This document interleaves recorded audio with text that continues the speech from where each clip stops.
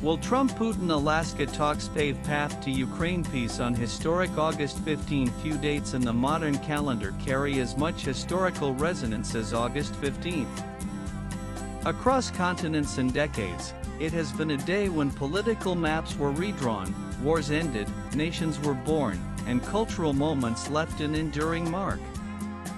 From India's independence in 1947 to the Taliban's capture of Kabul in 2021, the date is studded with episodes that changed the course of nations of this year. It may witness another chapter, a high-stakes summit between U.S. President Donald Trump and Russian President Vladimir Putin in Alaska, aimed at ending the war in Ukraine. The question is whether this meeting will join the list of August 15 milestones or fade into the annals of missed opportunities. On August 15, 2021, the Taliban entered Kabul, completing their lightning takeover of Afghanistan just weeks after the United States began its final troop withdrawal. The collapse of the Western-backed Afghan government happened far more quickly than most intelligence estimates had predicted. With provincial capitals falling in rapid succession, the day became the symbolic end of a 20-year hustled intervention that began after the September 11, 2001, attacks. As Taliban fighters entered the presidential palace, Afghan President Ashraf Ghani fled the country, and chaotic scenes unfolded at Kabul's Hamid Karzai International Airport. Thousands of Afghans desperate to escape swarmed the tarmac, leading to tragic images of people clinging to departing U.S. military planes. For Washington and its allies, the fall of Kabul was a moment of geopolitical reckoning. It raised questions about the efficacy of nation-building, the reliability of U.S. security commitments, and the future of Afghanistan under Taliban rule. For Afghans, it marked the return of an Islamist regime that had been ousted 2 decades earlier. And India's independence from British colonial rule was one of the most transformative moments of the 20th century, not just for South Asia but for the global wave of decolonization that followed. After nearly 200 years under British control, first through the East India Company and later the British Crown, the country emerged as a sovereign, democratic republic.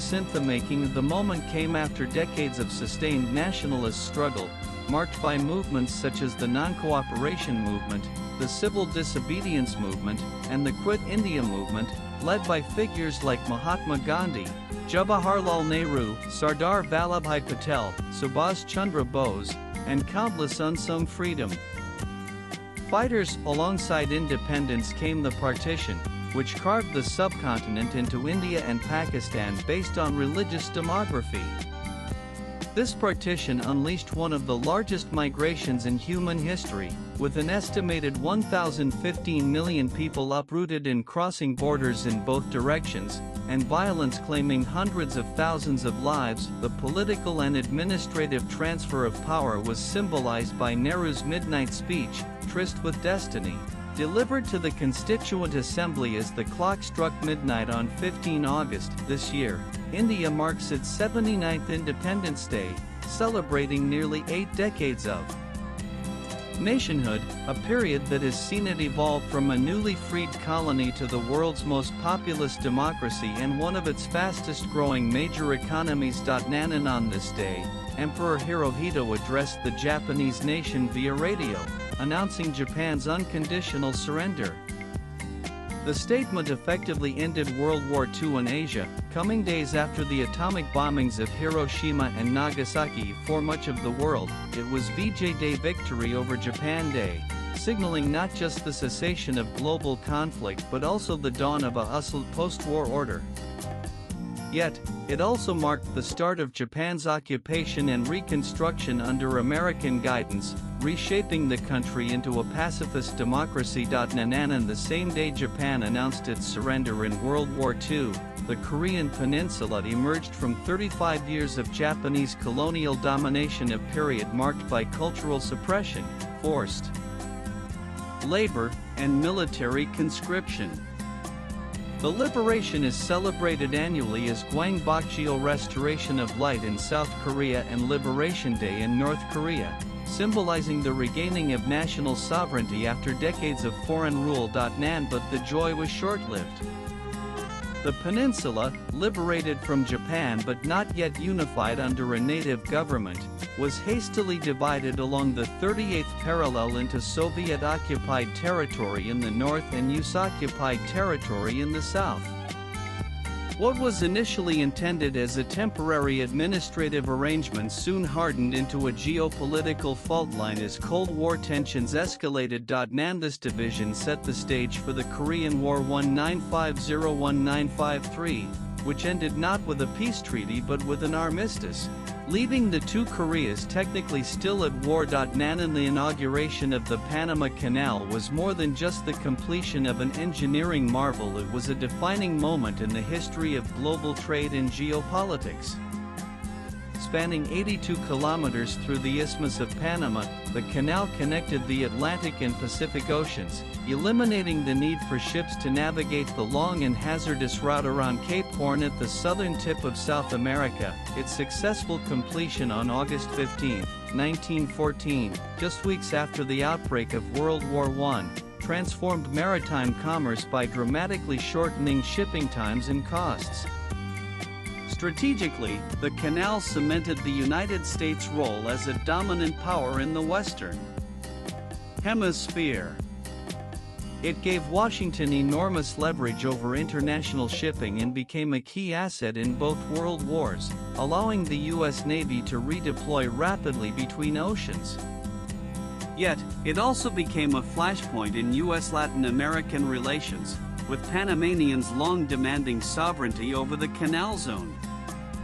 This demand was finally met when control was handed over to Panama on December 31, 1999, under the terms of the 1977 Torrijos-Carter Treaties. In the end of French colonial rule in what is today the Republic of Congo, also known as Congo-Brazzaville, was part of a wider wave of African independence in 1960, often called the Year of Africa. While independence was cause for celebration, the years that followed were marked by political instability, coups, and Cold War-era power struggles, illustrating the challenges many post-colonial states faced. On this date, Bahrain ended its status as a British protectorate, becoming a fully sovereign state. Its independence came during a period of British withdrawal from the Gulf and amid the reordering of power in the region following the discovery of oil. Today, Bahrain's strategic location in the Gulf and its close ties with Western powers make its independence anniversary both a national celebration and a reminder of the shifting balance in Middle Eastern geopolitics.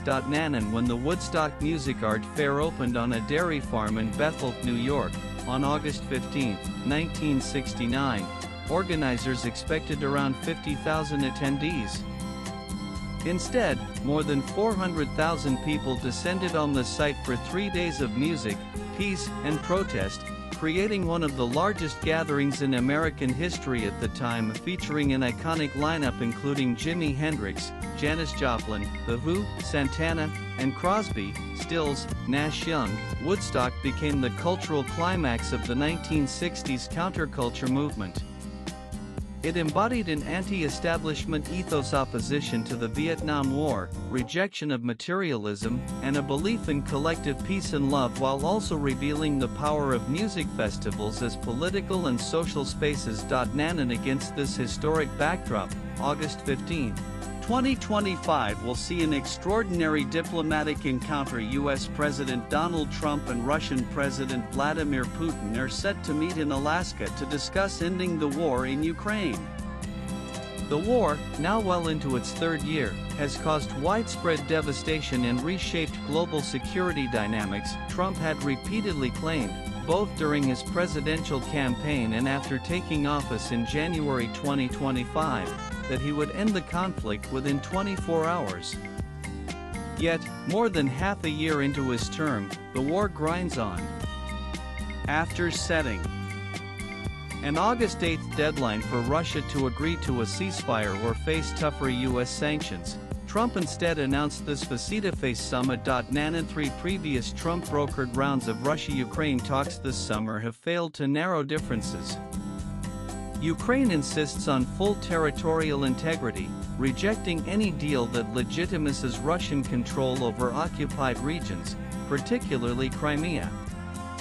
Russia remains adamant on keeping Crimea, securing the Donbass, and ensuring Ukraine's neutrality. The Trump administration has floated a controversial framework, reportedly involving territorial swaps that would allow Russia to retain Crimea and the Donbass while ceding Kherson and Zaporizhia back to Ukraine. This proposal has already drawn sharp criticism from Ukrainian President Volodymyr Zelensky, who has warned against any decisions without Ukraine. And although the White House has hinted at a possible trilateral meeting including Zelensky, for now, it remains a Trump-Putin summit.